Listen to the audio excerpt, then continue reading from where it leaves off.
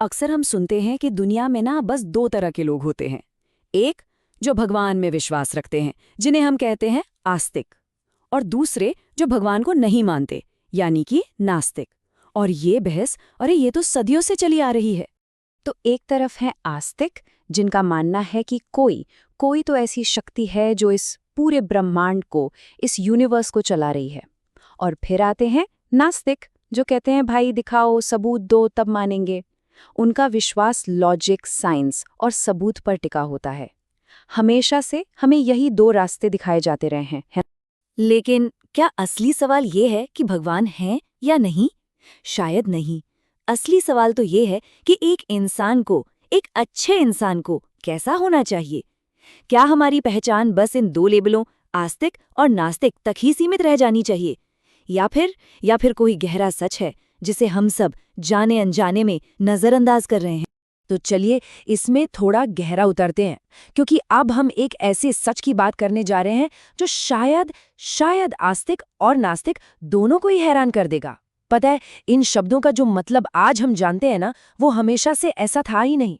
भारतीय दर्शन के हिसाब से आस्तिक का मतलब वो नहीं है जो हम सोचते हैं, यानी जो भगवान में मानता है। बिल्कुल नहीं। असल में आस्तिक वो है जो वेदों को, हमारे प्राचीन ग्रंथों को ज्ञान का एक आधिकारिक स्रोत, एक अथॉरिटी मानता है। और ये बहुत बड़ा, बहुत ही महत्वपूर्ण अंतर है।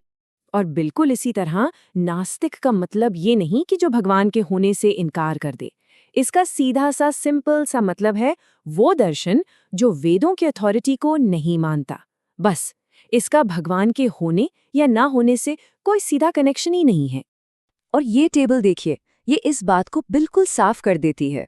सांख्य दर्शन को देखिए, ये एक बनाने वाले भगवान में विश्वास नहीं करता, फिर भी इसे आस्तिक माना जाता है। क्यों?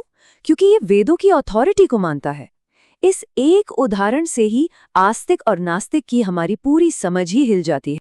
तो चलिए इस बात को आगे बढ़ाते हैं। अब जब हम असली मतलब समझ चुके हैं, तो आस्तिक विश्वदृष्टि को थोड़ा और करीब से देखते हैं, जो कि जैसा हमने देखा, सिर्फ भगवान में विश्वास से कहीं ज्यादा गहरा है। ये है वो 6 आस्तिक स्कूल। अब देखिए, ये सभी अपने विचारों में, अपने दर्शन में एक दूसरे से बहुत अलग हैं, लेकिन इन सब में एक चीज कॉमन है। ये सभी वेदों को एक अधिकार के रूप में स्वीकार करते हैं। न्याय के तर्क से लेकर योग के अभ्यास तक, इन सब का आधार वेदों में श्रद्धा ही है। तो इस आस्तिक नजरिए से आस्था, यानी विश्वास, एक बहुत शक्तिशाली शक्ति बन जाती है। यही विश्वास मुश्किल समय में उम्मीद देता है, एक नैतिक दिशा देता है और जीवन को एक उद्देश्य, एक मतलब देता है। ये विश्वास कि हमारे कर्मों का फल जरूर मिलता है और इस ब्रह्मांड में एक व्यवस्था है। अच्छा, अब आते हैं दूसरे रास्ते पर, नास्तिक का रास्ता। इसकी जड़ें भी बहुत गहरे दर्शन में है। ये सिर्फ न मानना नहीं है, ये अपने आप में एक अलग तरह का विश्व दृष्टिकोण है। ये जो कहावत है ना, खाओ पियो और मौज करो, ये चारवाक स्कूल के दर्शन का पूरा सार है। चारवाक सबसे प्रमुख नास्तिक परंपराओं में से एक है और ये वेदों के अधिकार को पूरी तरह से खारिज कर देते हैं। चारवाक दर्शन बिल्कुल स्पष्ट है। उनका कहना है कि जो दिखता है, जिसे हम अनुभव कर सकते हैं, बस वही सच है। उनके लिए ईश्वर, आत्मा, स्वर्ग, ये सब कल्पनाएं हैं। जीवन का एक ही मकसद है, इस दुनिया में सुख हासिल करना।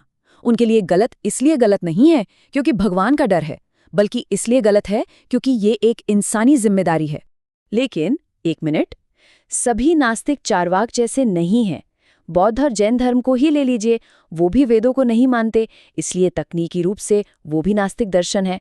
लेकिन उनका लक्ष्य भौतिक सुख नहीं, बल्कि ज्ञान और मुक्ति पाना है। ये दिखाता है कि नास्तिक परंपरा भी कितनी विविध है। तो फिर सच क्या है? सच ये है कि हर आस्तिक अंधभक्त नहीं होता और हर नास्तिक घमंडी नहीं होता। असली समस्या विश्वास या अविश्वास में है ही नहीं। असली समस्या है अतिवाद में, कट्टरता में, चाहे वो किसी भी तरफ की हो। तो सबसे जरूरी बात क्या है? अगर ये लेबल ही जवाब नहीं है, तो फिर जवाब क्या है? अगर आस्तिक या नास्तिक होना हमें एक बेहतर इंसान बनने की गारंटी नहीं देता, तो फिर क्या देता है? दलाई लामा का ये कथन बिल्कुल इस बात की जड़ तक पहुंचता है। वो कहते हैं, अगर आप एक बनाने वाले भगवान में विश्वास करते हैं, तो फिर आप एक दूसरे को मार कैसे सकते हैं? ये तो सोचा भी नहीं जा सकता। कितनी गहरी बात है। ये हमें सोचने पर मजबूर करती है कि हमारे विश्वासों का असली मकसद क्या होना चाहिए। और यहीं पर धर्मनिरपेक्ष नैतिकता का विचार सामने आता है। ये एक ऐसा रास्ता है जो सबके लिए है। इससे फर्क नहीं पड़ता कि कोई आस्तिक है या नास्तिक। ये रास्ता कहता है कि सभी परंपराओं का सम्मान करो, उन लोगों का भी सम्मान करो जिनकी कोई आस्था नहीं है, और अपने अंदर करुणा जैसे मूल्यों को विकसित करो। अंत में लक्ष्य इस बहस को जीतना नहीं है कि आस्तिक सही है या नास्तिक। लक्ष्य है एक अच्छा इंसान बनना, एक ऐसा इंसान जो अपनी भावनाओं को समझता हो और जिसके कार्यों के पीछे एक परोपकारी प्रेरणा हो। देखिए, जो भगवान के नाम पर नफरत फैलाए वो भी उतना ही गलत है जितना वो जो भगवान को ना मानकर इंसान को ही छोटा या नीचा समझे। ये दोनों ही रास्ते अतिवाद के हैं जो हमें इंसानियत से दूर ले जाते हैं। तो फिर रास्ता क्या है? शायद रास्ता ये है कि भगवान को मानो या ना मानो, पर सच्चाई को मानो, इंसानियत में विश्वास रखो और सबसे महत्वपूर्ण, दूसरों के विचारों का सम्मान करो। क्योंकि हो सकता है एक अच्छा इंसान बनना ही सबसे बड़ी पूजा हो या सबसे बड़ा तर्क। तो अब ये सवाल हम सब के लिए है, हम क्या हैं, नास्तिक या आस्तिक? कमेंट्स में ज़रूर बताइए। लेकिन हाँ, आज हमने जो भी समझा है उसको ध्यान में रखते हुए चलिए एक दूसरे का सम्मान ज़रूर करें। क्या पता भगवान भी शायद एक अच्छे इंसान में ही बसता हो।